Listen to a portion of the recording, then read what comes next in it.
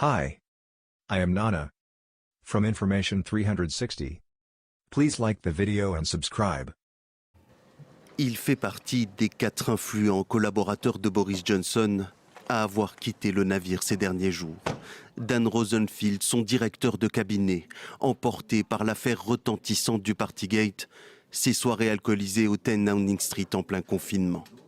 Un jeudi noir pour le Premier ministre, qui assistait également au départ de Martin Reynolds, son secrétaire personnel, Jack Doyle, son directeur de communication, tout comme celui de Mounira Mirza, sa conseillère politique, connue pour avoir collaboré avec Boris Johnson pendant 8 ans à la mairie de Londres.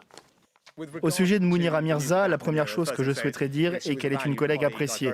J'ai beaucoup aimé collaborer avec elle et je suis désolé de l'avoir quitté le gouvernement. Des démissions en cascade qui affaiblissent chaque jour un peu plus Boris Johnson.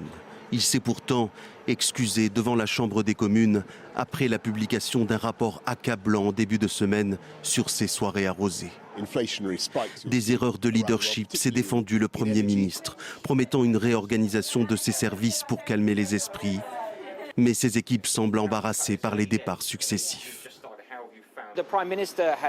Le Premier ministre a été très clair dans ses réponses sur le rapport de l'enquête. Il est venu au Parlement, il s'est excusé et s'est engagé à changer les choses. Et il a en fait déjà entrepris des changements.